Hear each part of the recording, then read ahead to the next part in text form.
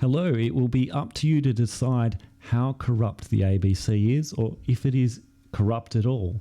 I will take you through a complaint I have made to the ABC, how it escalated to the Ombudsman, and how I was compelled to make a complaint about the Ombudsman to the National Anti-Corruption Commission. Throughout this process, you will learn a lot of the patterns around categorical corruption, and whether they apply in this instance will be up to you. Partly because I'm not sure of the legal processes, but also just so that you can exercise your brain in determining whether corruption occurs here or not. And you will see this pattern repeated throughout society. And so I think of this exercise as a little bit of a equivalent of a semester's worth of training at university on corruption and the language of corruption. This is the formal definition of process corruption from the Woods Royal Commission, and it is the deliberate manipulation, bypassing or abuse of an organisation's established rules, systems and procedures. And it is a systemic problem that twists the process itself into a tool of corruption rather than a single isolated act, for example, bribery. And we can partially think of this in terms of the number of entities involved and how they reinforce a particular perspective, and how the process of complaining and moving through the process is a form or potentially a tool of corruption, or certainly a punishment for those wishing to take part in it. And so I've done this so that you do not have to go through the process of making a complaint. To this, I am introducing a new concept. I've never heard anyone else talk about it, but I call it the corruption of categories. And fundamentally, you will see this throughout your life. You'll see this throughout the example that I'm giving you here. And it is the deliberate manipulation, miscategorization, misappropriation, muddying, or enhancing or detracting of categories to pursue or defend a preconceived position.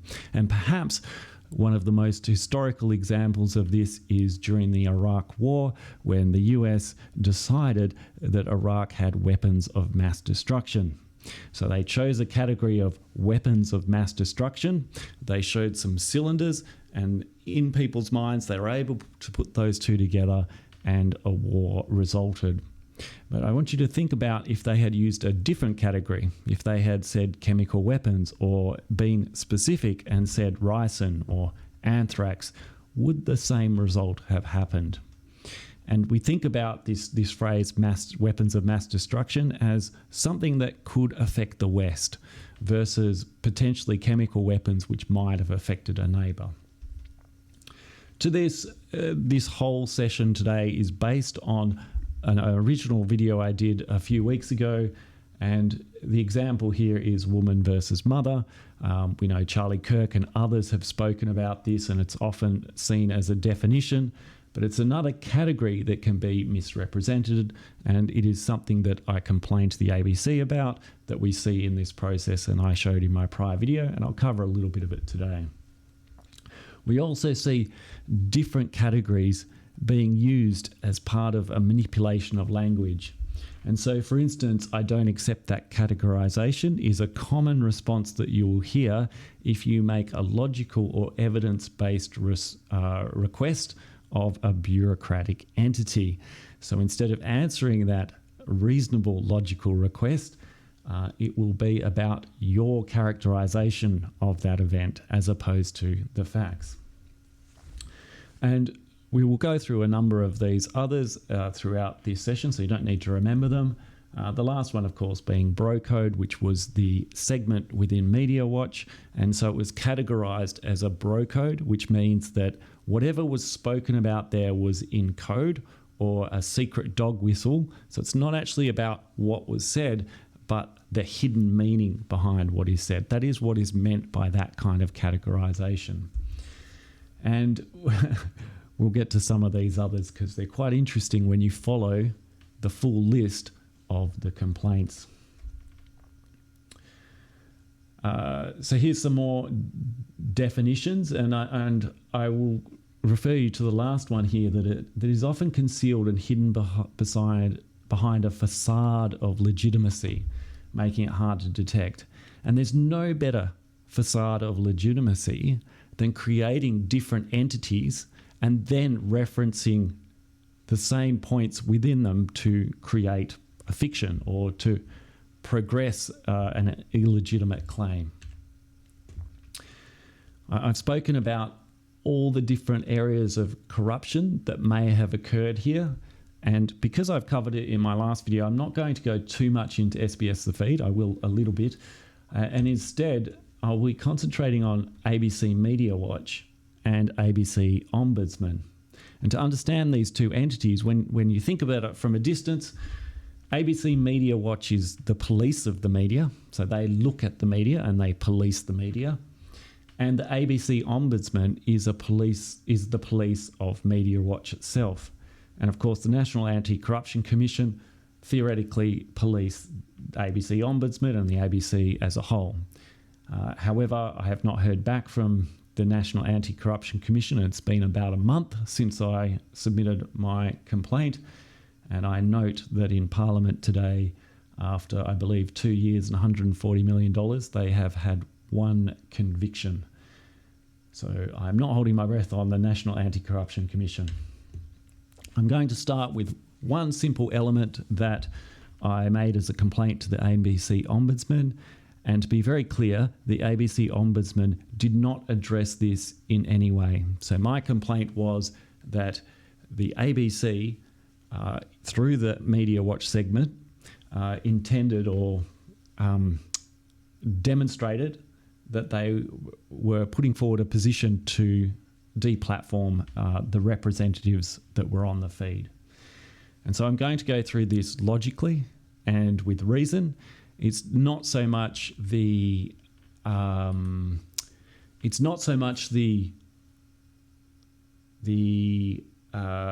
categories that I will go through. This is more logic and reason, and showing how in this instance the ABC Ombudsman just ignored this whole concept.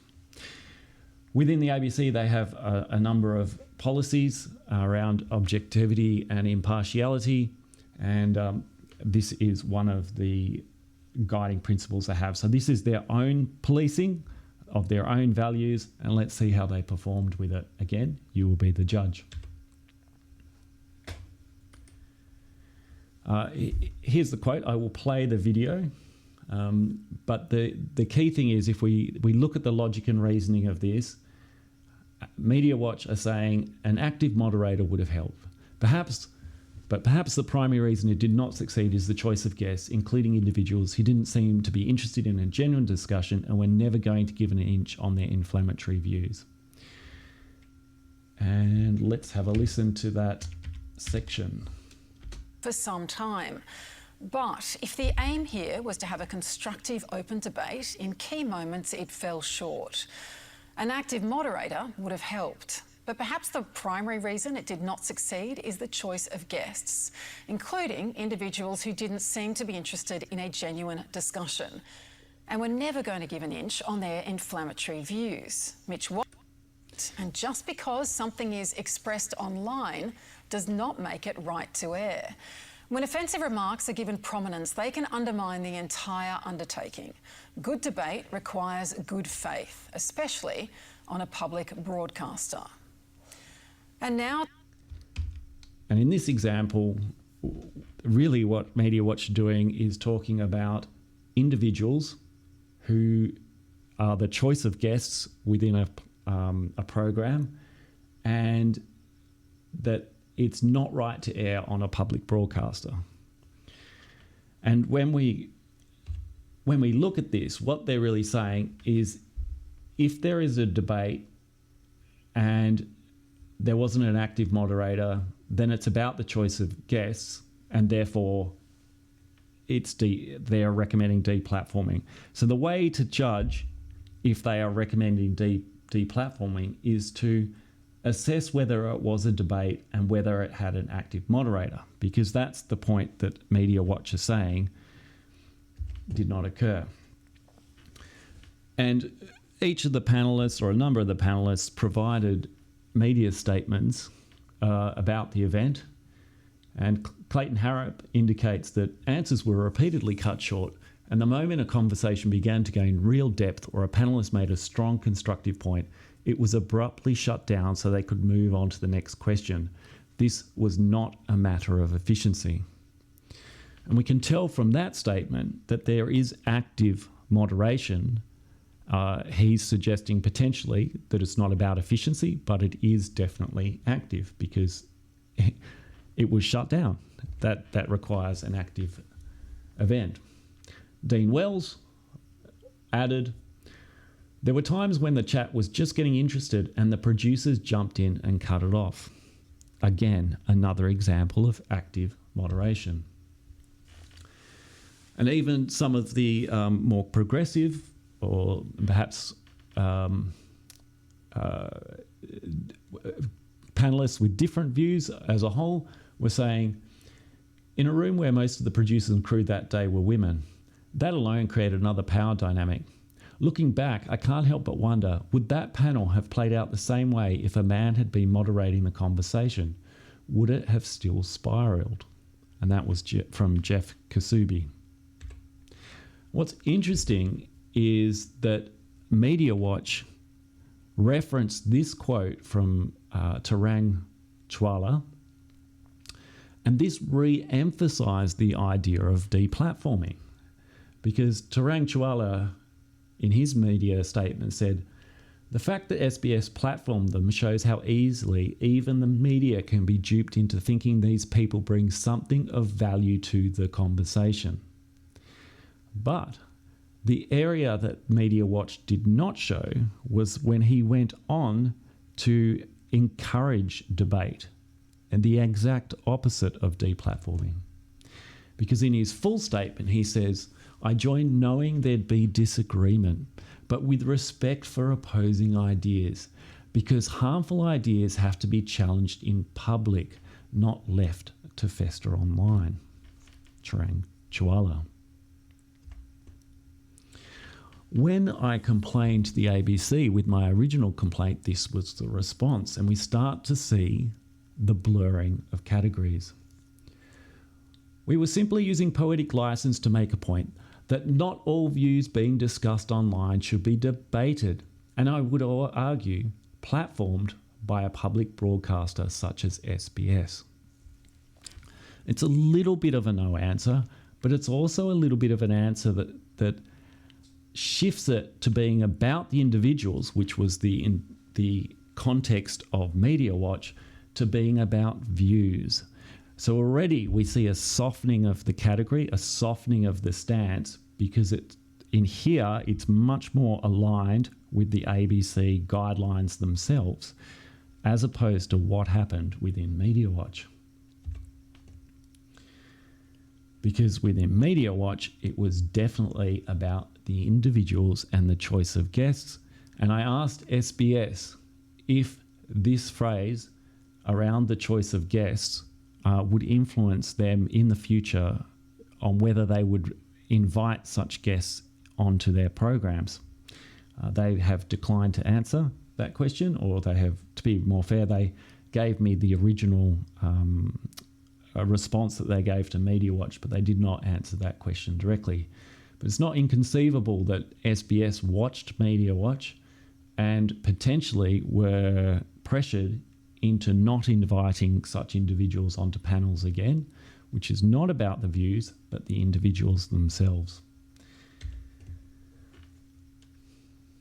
And again, we see this extreme views, which is very, very binary, never going to give an inch. That's all I wanted to talk about with deplatforming, but it brings me to more areas around categories, and specifically what kind of breaches was the Ombudsman finding, and what kind of breaches are reported within the ABC, and how are they handled within the ABC? Because one of the principles of good governance or anti-corruption or good feedback processes is transparency. So let's have a look at how breaches are reported just within the ABC and how they are dealt with. And the question I want you to ask yourself is, are these breaches that are found, are they about individuals or are they about systemic issues? And to what extent is this about in-group protection? An example I will give you is from the Invasive Species Council. This is a prominent case of a breach within the ABC, in which case a particular reporter had a particular bias around feral horses and the count of feral horses being wrong in an article and failing to present a range of public available expert information on animal welfare.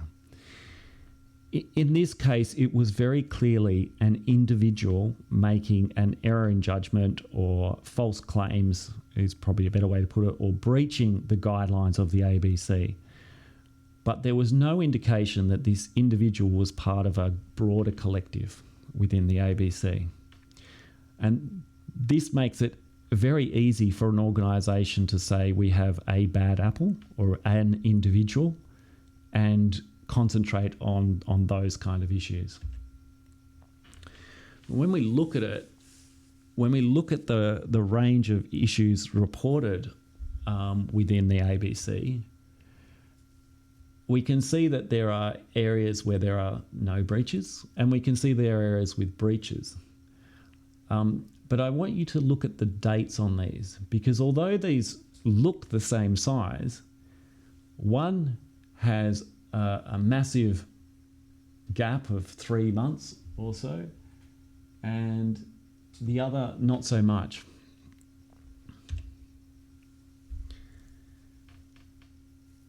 Let's move on a little bit from that, but I'll come back again to how the ABC categorises within its breach and no breach. But again, this was one of the responses to my complaint of SBS originally using the word mothers to fact check a panellist who was talking about women. So there's a category switch where the panellist was talking about women. SBS then used it to fact check and talk about mothers, and then ABC Media Watch takes that word mothers and continues to push it through. And you'll see also the ABC Ombudsman responded to this and also continued to push the fallacy that the panellist spoke about mothers. And this is a classic example of using a category and then misrepresenting or muddying it. And in the example, SBS used the word mothers. Then Media Watch used the word mothers. But at no stage was it clear that Media Watch was intending to show the frivolous nature of the fact checks SBS was employing. Instead, they used words like compel. So the response from Media Watch was, again, not really answering my question, but saying, we highlighted SBS fact-checking using the word mothers to show our audience the frivolous nature of some of the fact checks SBS was employing. Later, they went on to say, whether SBS used the word mother incorrectly is beside the point. Our purpose was to show how the debate had veered off course in that moment, the sexist nature of the comments being made, and the absurd fact checks that followed. And this is an example of picking an element and making it silly or clown-like. And in this example, the Media Watch representative is taking the fact checks and trivializing them and making them appear clown-like, as if everyone knew that they were frivolous and absurd. And so there was no need to mention that because it was so obvious, for instance.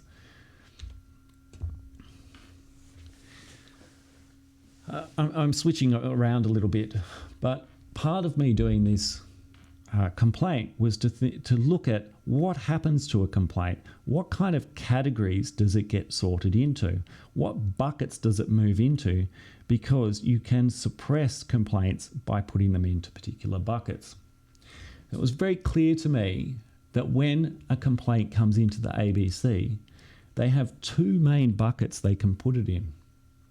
The first bucket is general, which we can see is 71 and 77% of complaints. In other words, most complaints. So most complaints end up in the general category, and only 29 or 23% end up in the content category. And you might think, well, that doesn't matter. These are just buckets that they sort into. But it does, because only content complaints can move through the process. From a sorting perspective, if your complaint goes into the general category, it is dismissed and rejected outright. In other words, 71% or 77% of complaints to the ABC are rejected outright based on a category. If they move into a content complaint, there are further subcategories that they move into. Each complaint is sorted primarily into its primary area, so that might be for bias or balance, factual inaccuracy, inappropriate content, unfair treatment, or other. In my instance, I knew that my complaint covered a number of these areas, and again, when my complaint was accepted, if it got into the content area, it can be watered down or minimized by choosing which category to use. In other words, as it comes in, if the assessor of the complaint believed that the bias balance was the least likely complaint to succeed, then they have it within their power to sort it into that bucket and it can be dismissed. Now, I'm not saying that happened. I'm saying that the process allows it to happen and there isn't transparency on that, how that occurs. But you can see that the funneling that is occurring here and the filtering and the likelihood that your breach or complaint will get through to any investigation or any finding is extremely low. Again, moving to the table on the left again, if it is a content complaint and it does progress through, then from that, a number of issues can be investigated and some can be ignored. So again, we see that around 60% are investigated and then 40% are presumably not investigated and closed. And from that, those investigated, 90% receive a no breach finding, or 84% in subsequent years.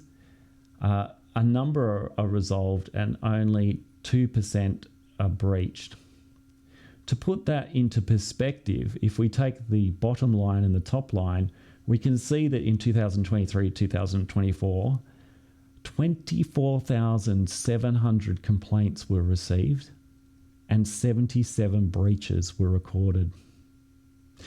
And in 24-25, we see there are 18,163 complaints received and 56 breaches reported. This is how categories can enforce a result regardless of the content. During this process of understanding this, I understood that it was very, very important for me to lodge my complaint as a content complaint in as best I could. And the way I did that is I peppered the complaint with that word content. So the subject line had it. Throughout my complaint, I used the word content.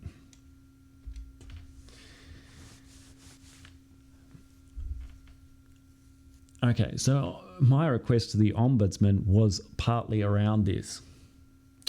And one of the issues here is I don't know if my complaint was a content complaint or a general complaint. So I don't know which bucket it was sorted into.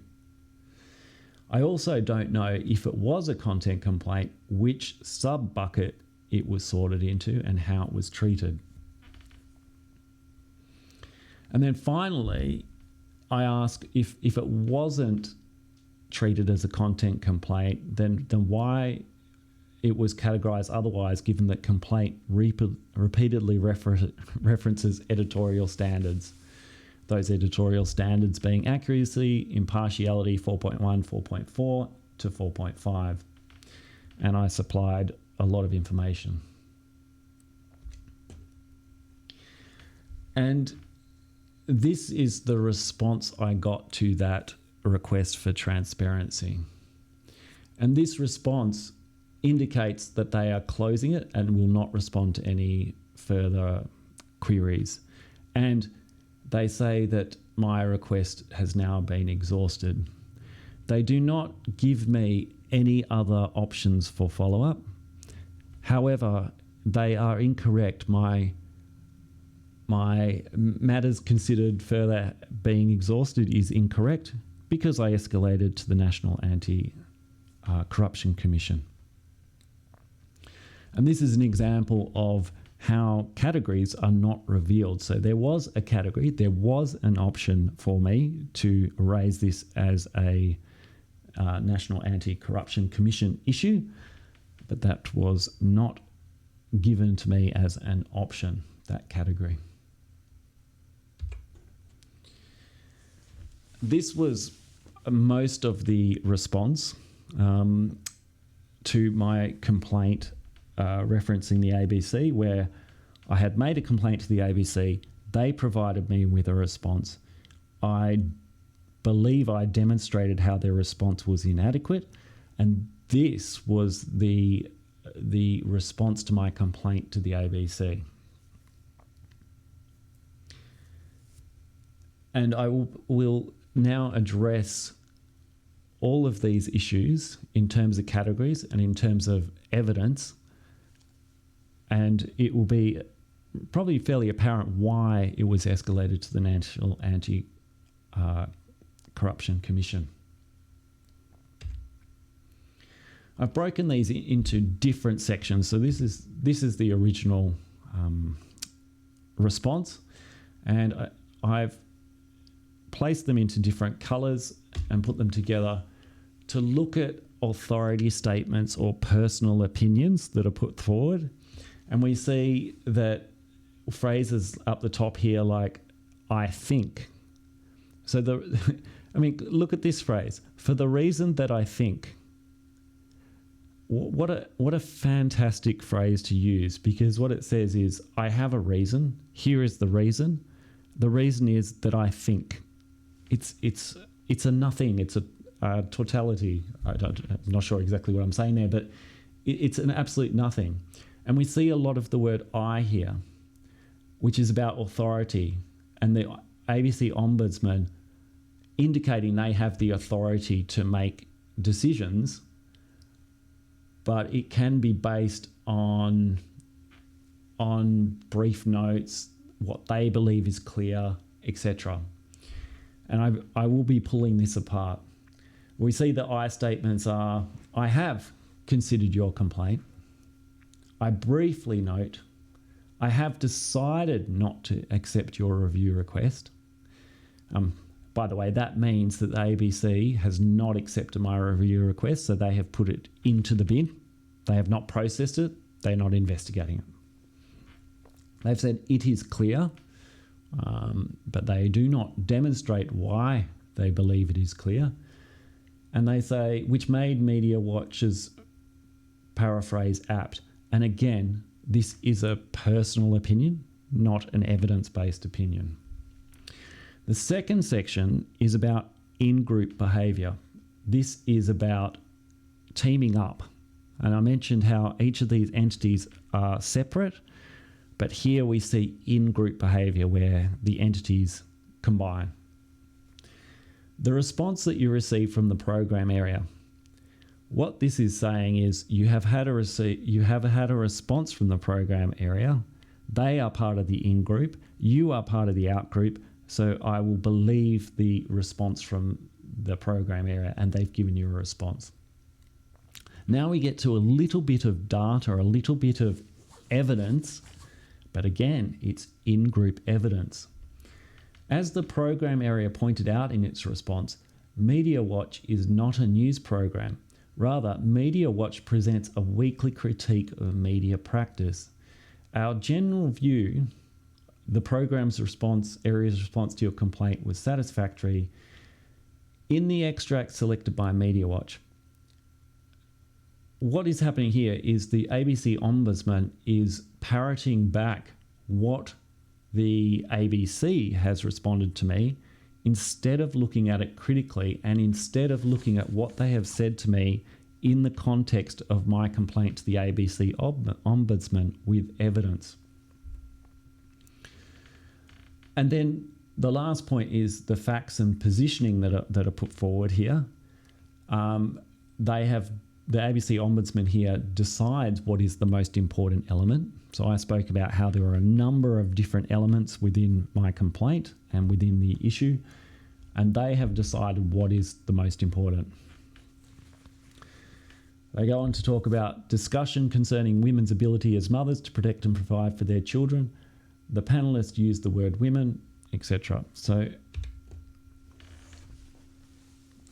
I want to concentrate now on this main claim of the ABC Ombudsman, which is a parroting of the ABC themselves, and also the key point that they believe this is the most important.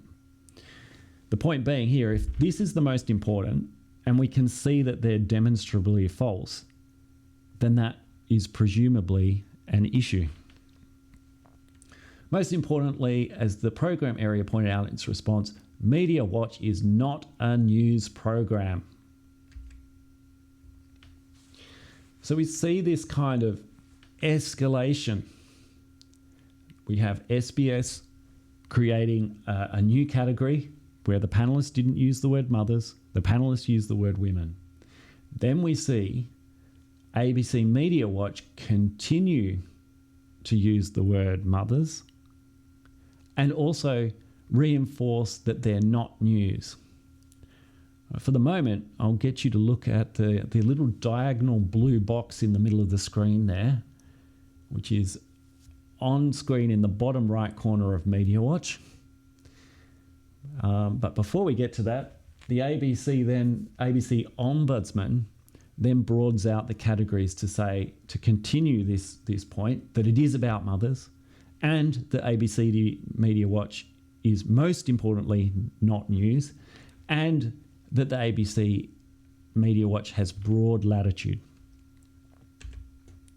So it's not news. Let's take a look at how ABC Media Watch reports its own and presents its own view to the world, its face to the world, for want of a better word.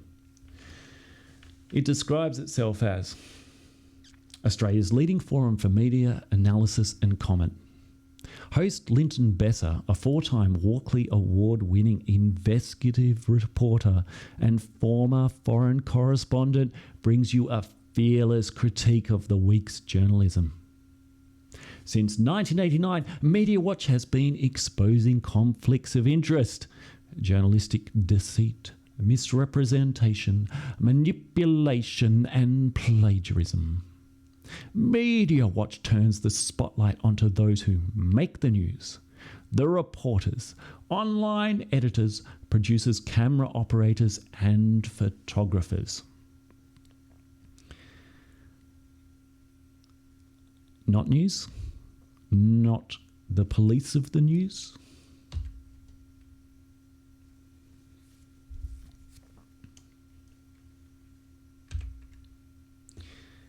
This is where I took the Media Watch segment from. This is the YouTube channel for ABC News. And I want you to remember that the most important thing here is that Media Watch is not the news. It is not the news.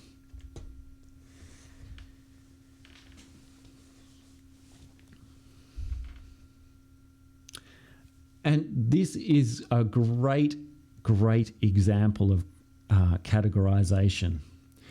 Because if you look at this last sentence from the Ombudsman, In the case of Media Watch, the relevant division is ABC Screen, not ABC News. What this means is within the organisation, presumably, there are different divisions, and Media Watch sits in ABC division and not within ABC News division. However, for the general public, for the reasonable person, it is presented as the news, and it is presented in terms of the expertise of the presenter. And to give you an example, I haven't counted how many times the word news is on this page, but it's not just news, it's news in depth.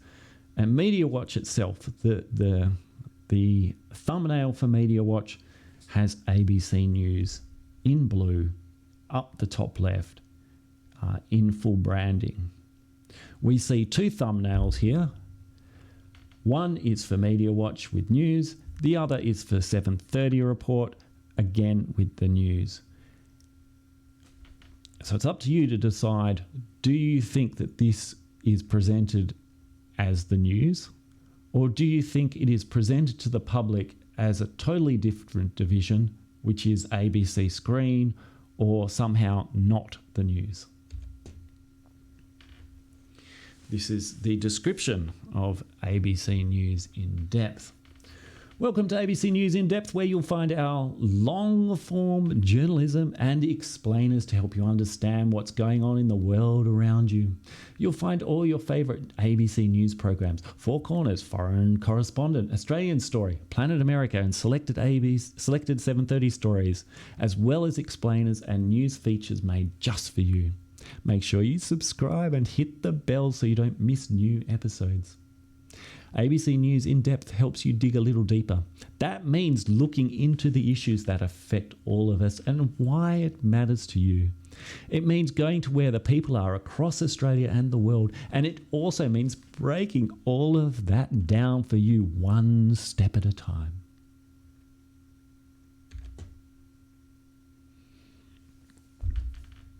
Let's move on to another section of my complaint and the response to it.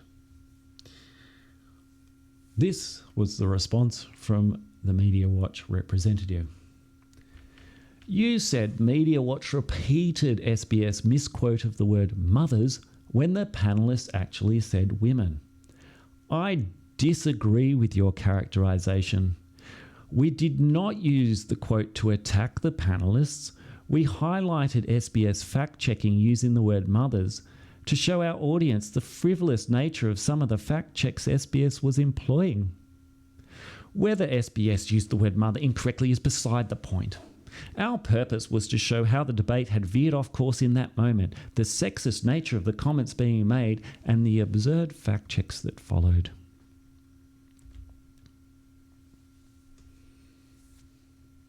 This was my original complaint.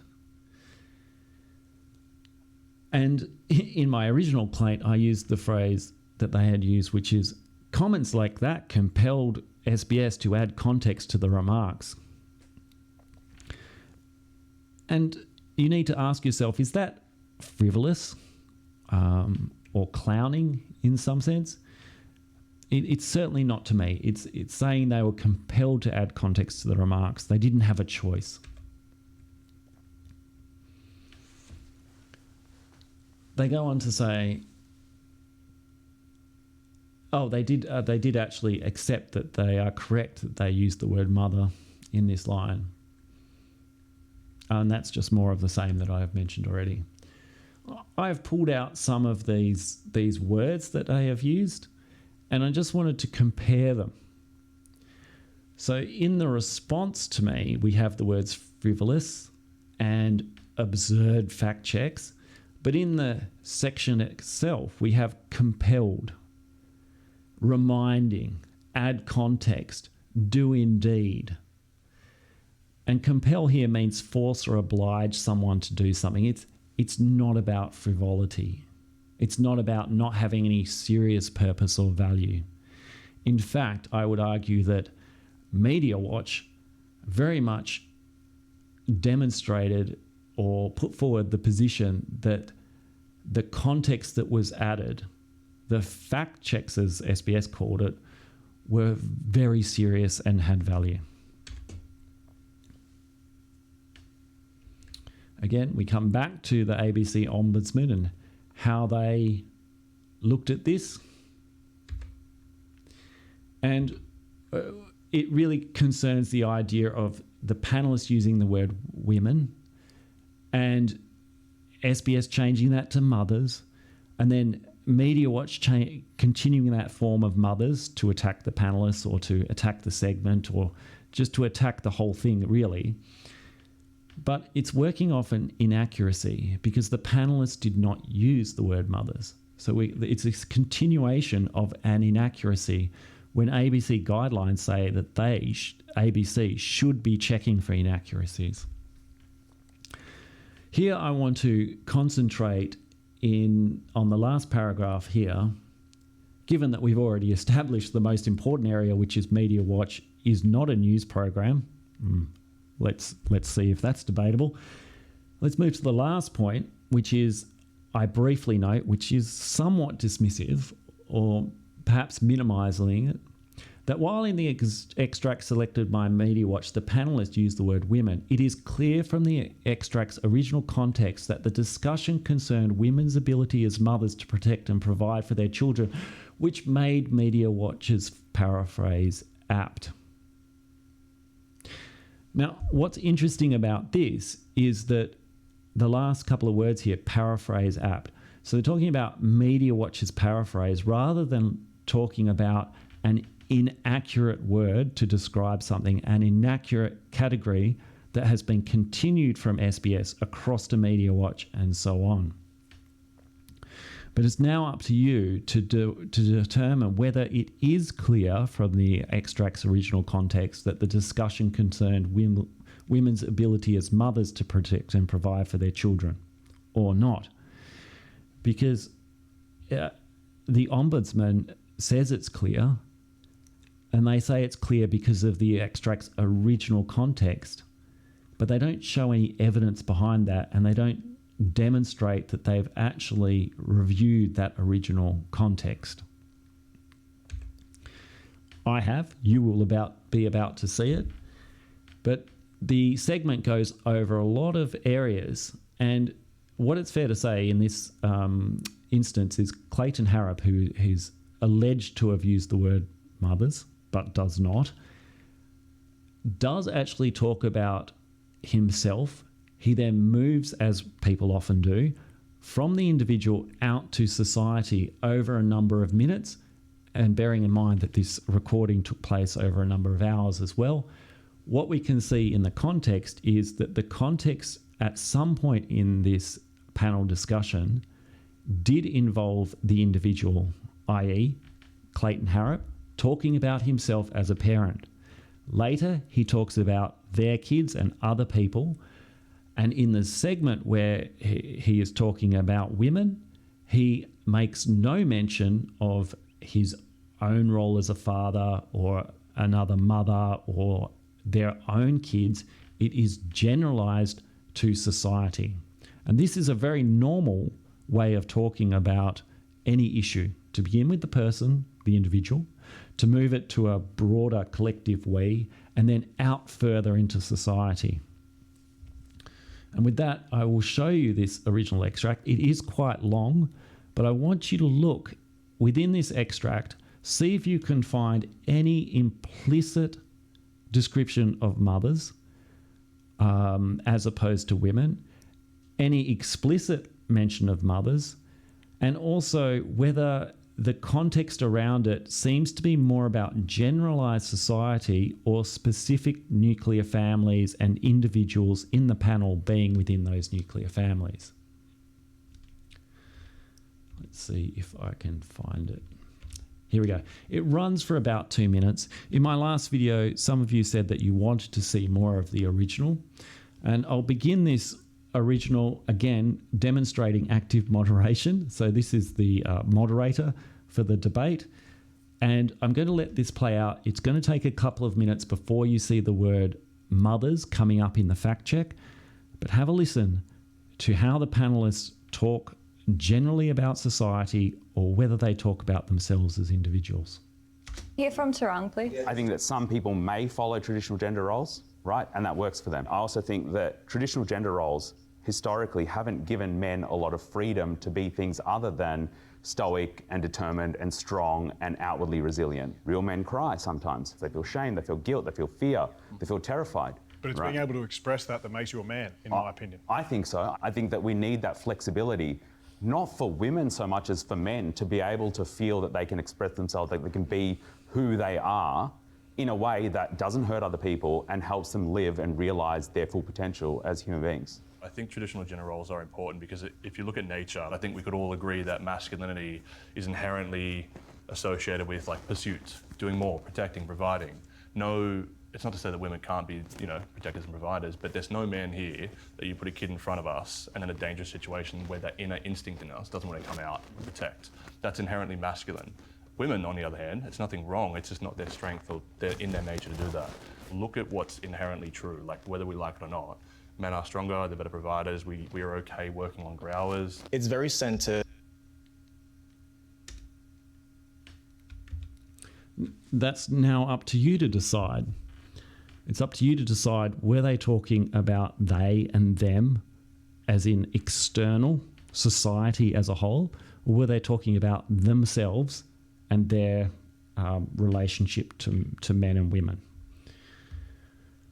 What is clear is the word mother never came up in that section. And it was SBS who planted that seed, and then Media Watch who continued it, and the ABC Ombudsman who then, obviously from the section I've just shown you, have determined that it is clear that the discussion concerning women's ability as mothers to protect and provide for their children. We cannot take the word mothers out of this statement. It is central to the claim against the panelists, and it is central to my claim of requiring a breach of inaccuracy provisions within the ABC and requesting a review from the ABC Ombudsman. When we look at this in total, the first paragraph here is a generalised bureaucratic response. There's nothing in it. It's other than I've decided not to accept your response thing. It's just a personal opinion. The second point is that Media Watch is not a news program. Well, I think we've seen enough to indicate for most people it would be considered a news program. And lastly, in this last paragraph, we have seen from the full extract that the word mothers was not used by the panelists, and it's up to you to decide whether it was implicitly used or whether instead there was a generalised discussion about men and women in society. But if it's true that these last two paragraphs were counted and weren't actually addressed, then what should the National Anti-Corruption Commission find against the ABC Ombudsman?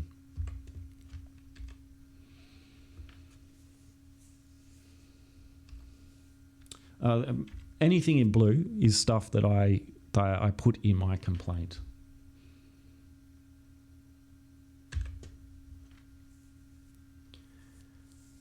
Again, the Media Watch's response to my query and complaint about active moderation, why they said that an active moderator would have been preferred, etc. It seemed to me that this was an inadequate response, which was why I forwarded it to the ABC Ombudsman. We'll go through this response, which was, your second point referred to our use of the term active moderation. You'll be aware that there are many types of panel-style discussion programs, each with varying forms of moderation. The ABC's Q&A had a very active moderation, as do programs like SBS's Insight. The moderation in this debate was comparatively light touch. The point we were making is that with active moderation, the debate may have blunted some of the more unproductive views expressed in the program. the category being used here is that it moves it out of active moderation, which was the original query and the original complaint that I had, and also the original claim of MediaWatch, to being about it being comparatively light touch, and more so that I would be aware of that. So in this instance, it's saying his phrase, "You'll be aware that there are many types, blah, blah, blah," is to presage this idea that it's comparatively light touch. But at no point in MediaWatch's segment did they talk about being comparative light touch. And so it's kind of a moot point. Like he's basically arguing something that I wasn't arguing, and indicating that it's comparatively light touch doesn't mean that it's not active moderation. And also, if you're not doing the comparison, then there is no comparison. You can't compare something within a segment if it's not known to the audience and not expressed to the audience in the segment. I also talked about bias against men and loaded dismissals, and I thought it was really interesting, the idea of sexist language, and I started to think about this category of sexism and gender-based violence. And I'm going to show you an example from a different domain. In this case, it was a Senate inquiry. And again, you can use categories to define scope. In this instance, there was a report done and it talked about gender-based violence, violence directed to women, and it ignored some of the statistics that were underneath that. In this instance, you'll see an exchange, but I want you to concentrate on what the bureaucrats believe is the category. Because often what you'll find in these kind of conversations is there are two conversations taking place. One where a bureaucrat is thinking in terms of the scope and category that they have been assigned to address, and they will only address that area. And so they will often ignore the rest of the question that comes up. This section goes for about 2 minutes. Study by the Australian Institute of Family Studies, which found 1 in 3 men reported being violent towards their partners. Are you aware of that study? Liz Neville here from the Australian Institute of Family Studies. Yes, I'm aware of that research. Thank you. The Institute failed to mention in their report that almost a third, 30.9% of the men surveyed were victims of similar violence, which included both physical and emotional abuse. The correct headline should have been 1 in 3 men report using intimate partner violence and 1 in 3 men report being the victims of intimate partner violence. Why did you misrepresent the data presented in your own study? Thank you for the question, Senator. I'm just going to interrupt for a moment, which is just to point out that when people thank you for the question, it's a great way of presaging that you don't need to answer the question, because you've already kind of indicated to the questioner some respect. Oh, thank you for the question. Now I'm going to talk about the Melbourne Cup or whatever it is I want to talk about for real. But sorry for interrupting. Let's let her continue. You are referring there to what we call bidirectional violence, which is acknowledged in the report. We did not explore deeply the question of men's experience of violence because we were focused primarily on the experience of gender-based violence. Okay.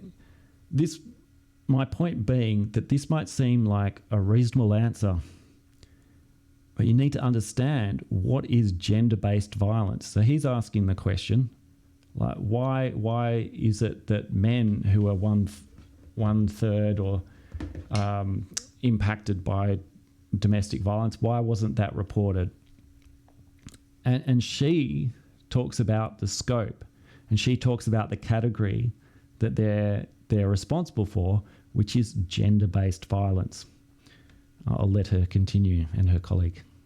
Which is situated within the ethos of the National Plan to end gender-based violence. So that was a significant factor. There were other issues too in terms of the scope of the report, and I will hand now to Dr. Sean Martin, who is the leader Let's continue before we come to Mr. Martin. AIFS's reported data excluded all the men who were victims, yet not perpetrators of violence, a total of 355 forgotten survivors, or 7% of the sample.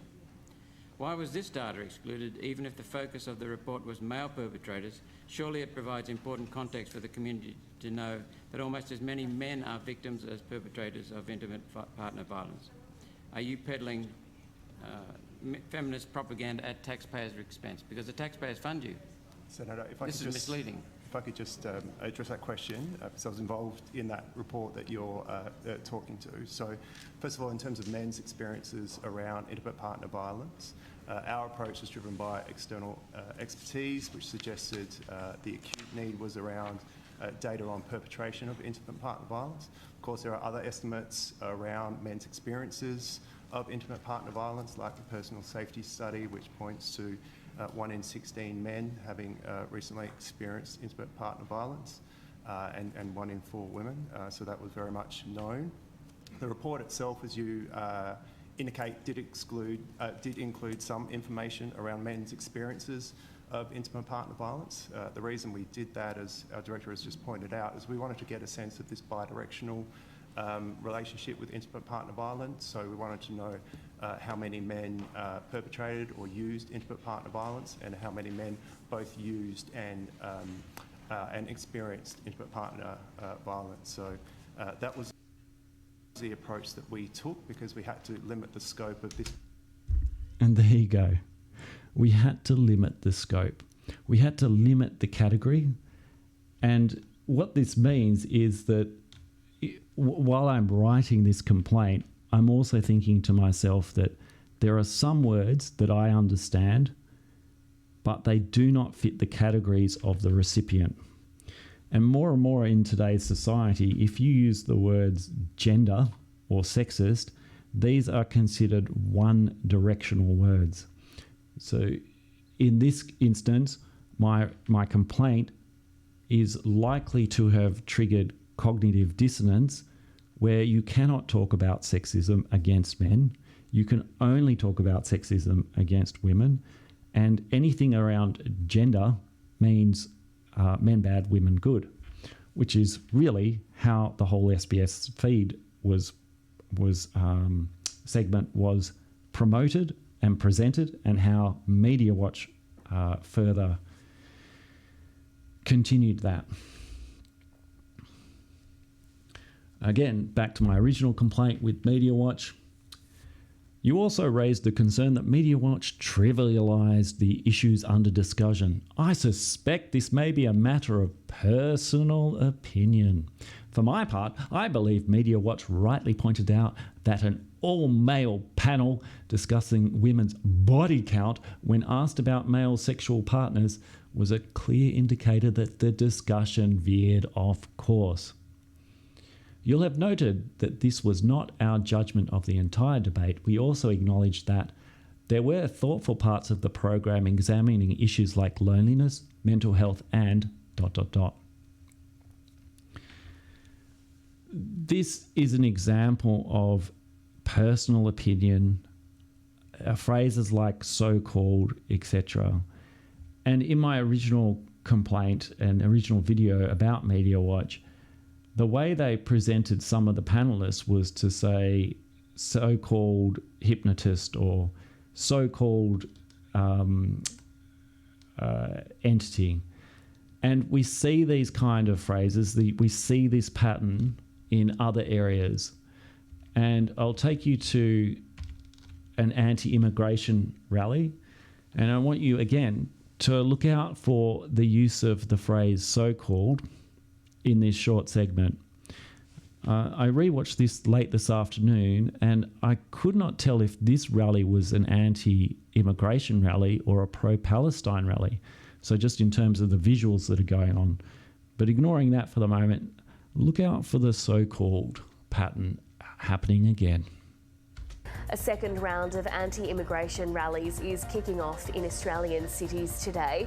The so-called March for Australia is demanding the government end what it calls mass immigration. So-called what it calls mass immigration. These are not flights of fantasy or characterizations by individuals. They are evidential and factual statements. There is mass immigration in Australia. The rallies were about mass immigration, and yet this phrasing diminishes it. Let's have a listen again. A second round of anti-immigration rallies is kicking off in Australian cities today. The so-called March for Australia is demanding the government end what it calls mass immigration. At the same time, counter-protests are also taking place in some cities. And let's look at how ABC reports on a different kind of rally. In this instance, these are the counter rallies. So they spoke about the march against mass immigration rallies. Now, this is the counter rally. This is pro-Palestine, maybe standing against racism. I'm not sure who organised this particular rally, but listen to whether this reporter distances herself from the rally participants or makes herself part of the in-group. Scattered just behind me. The group that I'm with is the counter-protest for the March for Australia rally. And there you go. She's not using the phrase so-called. She instead uses the phrase the group that I'm in or the group that I'm with.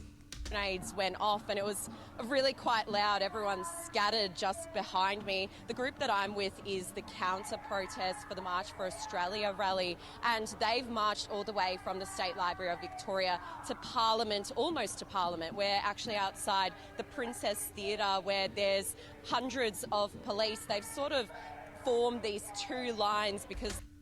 I mean, even in that short segment, we hear her use the word we. What I'm trying to illustrate here is there are entities that the ABC will join with. They are part of the in-group. And then the other entities that they want to push to the outer, the out-group, they will use phrases like so-called, self-described, and some of those other phrases that I mentioned. And this is where the idea of personal opinion can come in. Because instead of looking at the facts, it allows representatives to talk about personal opinions and dismiss categories and dismiss entire things as your characterization or personal opinion.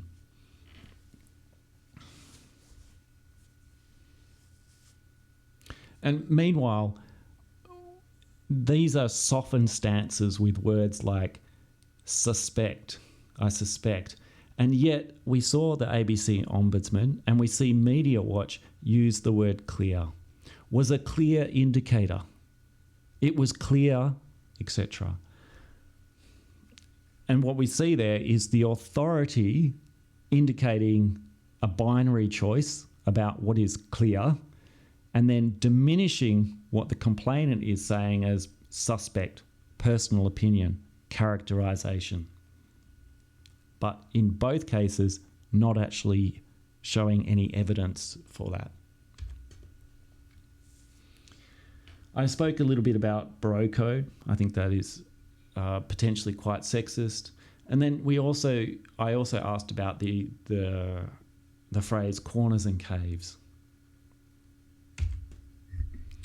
And this was the response from Media Watch. Your final point concerns our use of the phrase corners and caves.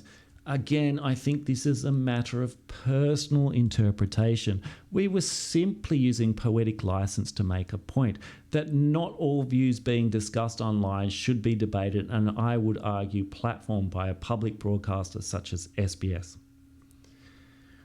This is where the Media Watch representative dug themselves into a hole because they have reinforced this idea of deplatforming, which is against their policy, while they were trying to move away from the actual phrase of corners and caves and what that represents in society. to make it personal interpretation and poetic license. Again, this softening of words in some instances and then making other things very concrete. Main point here is actually the phrase "I think." It's not anything that's... Everything else in here is almost irrelevant, other than that they're making an argument that is counter to what seems to be the policies of the ABC's editorial stance. And then part of the response was, you had broader concerns about our use of language. As a comment and analysis show, we have the ability to inject our scripts with personality.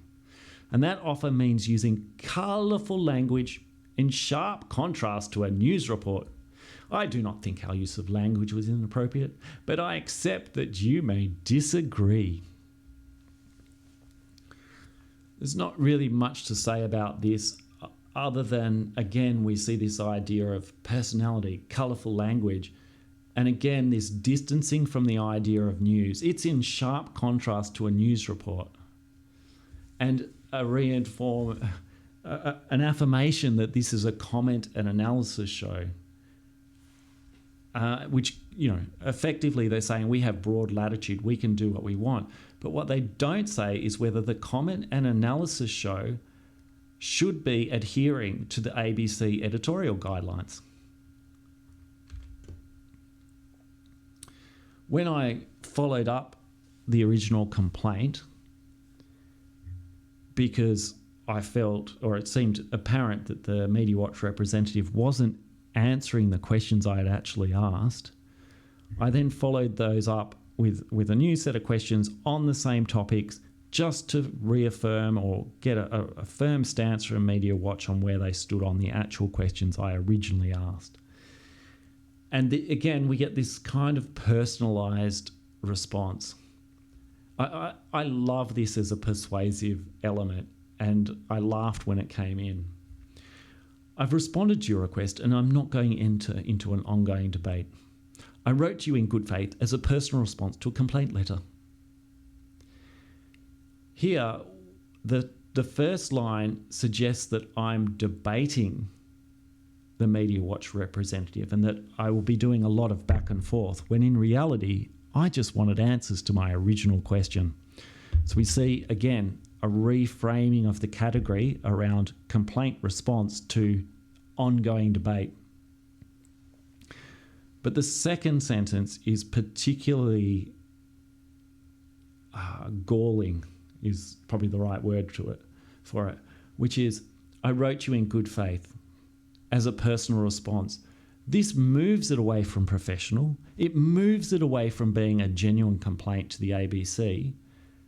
And it, in turn, is somehow me offending someone at a personal level. That's the way it's positioned, that they were acting in good faith and they personally were responding to this. In other words, this is very concerning from a corruption perspective, because it makes it personal and not professional. Again, this is up to you to decide. Is that something you would expect from a professional outfit and an entity that is responding to complaints in a professional manner? Again, they indicate Media Watch is not a news program.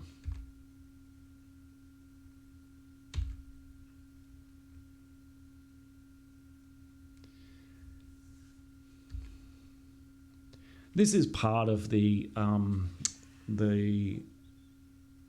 complaint that I formed, and I use ChatGPT because this is now one of the features of AI and bureaucratic processes that are designed partly to slow you down and prevent you making large complaints or valid complaints.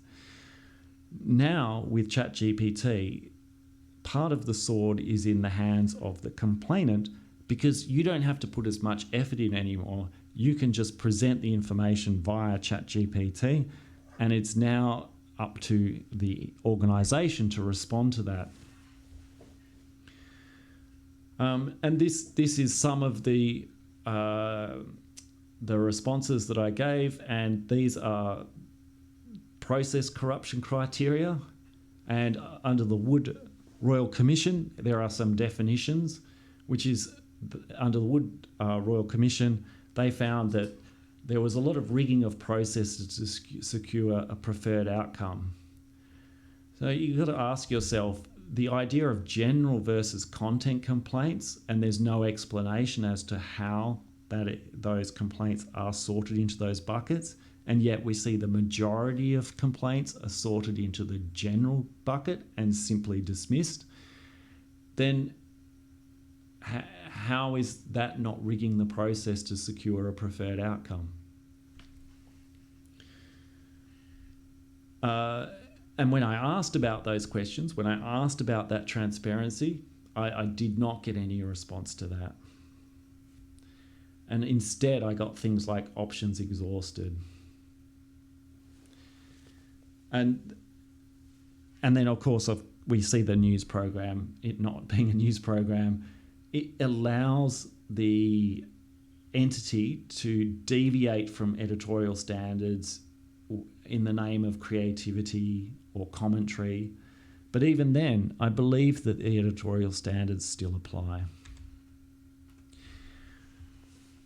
It might seem like a minor issue, this complaint that I've made, and the process I have followed through to the Ombudsman.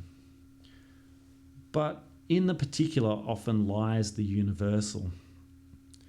And you might think, it's only a little bit of sexism against men. It's only a little bit of this. It's only a little bit of that. It's not a big deal. But it's more about the mechanics and the lack of transparency and the processes that are occurring. Because we can see that these processes get mirrored in other environments where there are far greater implications for society. One example is from In the Interests of the People, and an economist by the name of John Adams from Wollongong. And the ABC, if they were reporting on him, may refer to him as someone who calls himself an economist. That was a joke, by the way. He did a fantastic investigation into the ABC where he requested a PDF file tape that had been broadcast by the ABC in 1975 with a bunch of pederasts talking about obscene acts and illegal acts, more to the point, with young boys, including an interview with a young boy as part of that segment. Now, this revolted a lot of the general public who heard the program. There were complaints about the program, and this occurred in 1975, and there were a number of events until the present day, one of which included a senator asking about the ABC if this tape existed in Parliament, and the ABC denying its existence. So they've taken that category and said there is no tape. But John Adams, he requested the tape and he published the tape on YouTube. So this is a screenshot of when it was released. And I took the screenshot because I knew it would be removed, and it has since been removed from YouTube. John Adams has indicated that he believes that it was taken down by YouTube as a result of a complaint by the ABC. But this particular recording, you can see I made it 11 minutes in. I could not listen to any more of it. I can tell you now that it is the most revolting and disgusting thing that I have ever heard, and I could not listen to it after a certain point in the program. It is very real, and if you want to listen to it yourself, again, I do not recommend listening to the whole thing. I haven't listened to the whole thing. You can find it on John Adams' X feed. But the point I'm making here is this program was put onto the air by an in-group as part of the ABC. So an individual within the ABC, I believe their name was Neville, don't quote me on that, who interviewed others like himself as part of that network recruiting young boys. And that was an in-group. So in this instance, as part of this original tape, there was an in-group talking about in-group behaviours which were fine within the in-group and promoting them to the rest of society. And although my example today is by far less extreme and has a lot less impact on individuals, we see, I believe, similar in-group behaviour. What this means is it's whatever is within the in-group is going to be the dominant narrative that is shared across society to change society. And you may not believe that the examples shown today are that impactful on society, or you may believe they are, but the point is, when those categories change and the in-group changes what it wants to promote or disavow, the impacts in that particular in and out group will be significant, just as they were significant when this tape was published. And with that, it is now up to you to decide how much corruption is in the ABC, to determine what you think will happen with the National Anti-Corruption Commission. And what I might do is end with the National Anti-Corruption Commission, because they themselves are the subject of another Senate inquiry. And Australia has a very, very strong record in being anti-corruption around the world. I think we're number 77. So we're quite high up in anti-corruption, but should we be? Should we be when you hear what you've heard today from myself? And when you hear what happens in this Senate inquiry regarding the National Anti-Corruption Commission. To give you a little bit of a backstory, the Commissioner of the National Anti-Corruption Commission had a prior associate employed on a limited contract to the value of $67,000 to the Australian taxpayer. And what this means is that when that person was appointed to perform duties, it was a limited tender, meaning there wasn't a lot of competition. And again, what I want you to do here is assess how the bureaucrats are putting this in the category.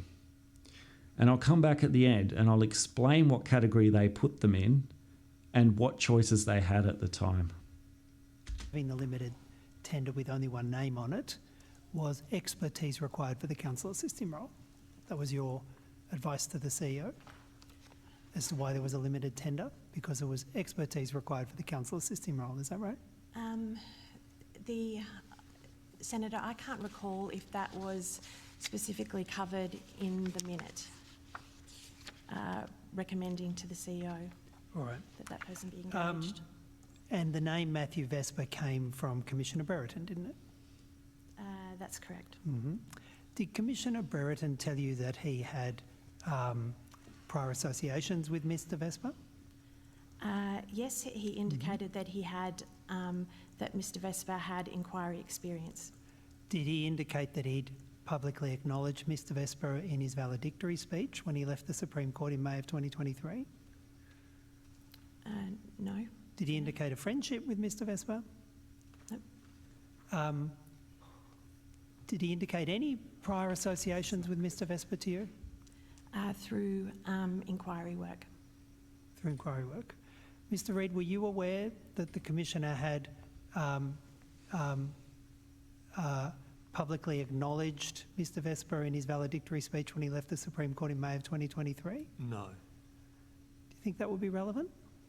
Well, it depends, I suppose, on what was said in that valedictory speech.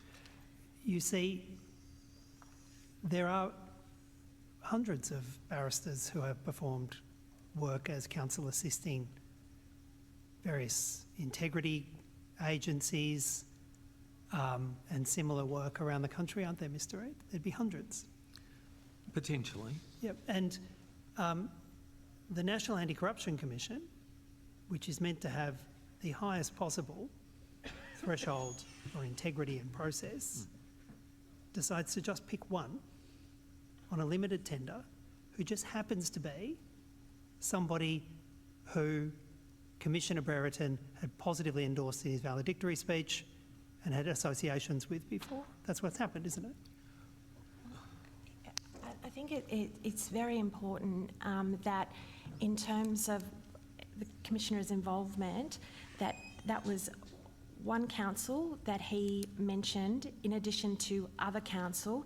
He indicated that the choice would not be made by him, and it wasn't. It was made by myself in relation to a list of other council and then engagement with the case officer. So, Ms Omar, a name that came from you, from your boss, the Commissioner of the NAC, is going to have an incredible amount of weight, isn't it? Because it came from Commissioner Brereton, and it just happened to be somebody who he had these prior associations with.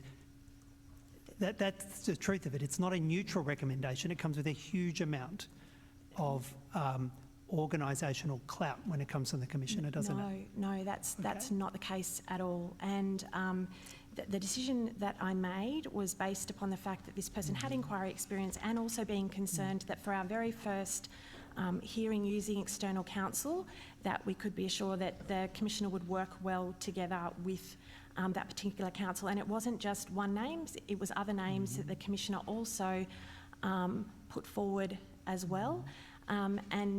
To be honest, the Commissioner wasn't aware that we had chosen that council until after it had occurred. Let's look at the categories. And again, I asked you to examine how the bureaucrats were thinking about this appointment of the contractor in this instance. Again, $67,000 for Matthew Vesper, who was known to the Commissioner and was mentioned in their valedictory speech. Now, what's important is she talks about the categories that were important when selecting that individual. She indicates that the Commissioner put a number of names to her, and that it was important that the Commissioner, because it was their first inquiry or first act of working together, it was important that the Commissioner had a working relationship with the person that was appointed. In this instance, we can think of two categories that were implicitly here, but not explicitly mentioned. So one category is, this is the National Anti-Corruption Commission, where being transparent and having good governance could trump every other decision because it's about reputation. The other category around reputation is that this would be the first inquiry and they wanted to handle it well. So it was important that the Commissioner worked with someone that he had worked with before. Those are the only two categories being addressed by the bureaucrats. However, in their response, they are only talking about the second one, which is the reputation of running this first inquiry, or whatever it was that this contractor was employed for, that it was most important that the Commissioner knew the person they were working with so that they could work well together. But that is not how they answered the question as a whole. And it's not how, in this example, the senator, I think this guy's a senator, I'm not sure. Name that came from you, from your... This is what he should have picked up on. If he had been trained in looking at categories, he would have understood the category they were working from, and he could have explicitly pressed them on the difference between these categories. But instead it kind of fluffs off and goes in a different direction. But he's dead right in questioning, hey, shouldn't the National Anti-Corruption Commission be above everything else, and the reputation of that being the most important in terms of good governance? And so throughout this longish video that I've done for you, I hope you have learnt something around the idea of categories and thinking in categories, because it reveals where potential corruption is occurring or could occur, and it reveals how people use language for power. And we've spoken about certain categories, like whether a program is news or not news, but also divisionally, does it sit within Screen ABC or News ABC?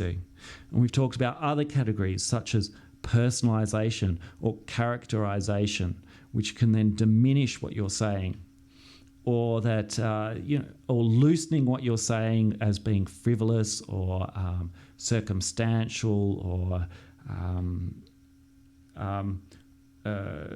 or somehow loosened, and then other things being very clear with authenticity and authority applied to them.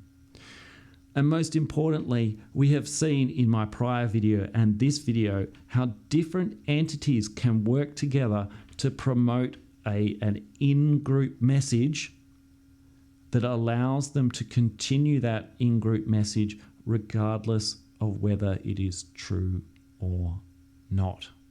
And with that, I'm going to ask you, do you believe, from what you have seen, that the ABC has acted corruptly in this instance? Do you believe the ABC Ombudsman has acted corruptly in this instance? And if so, how?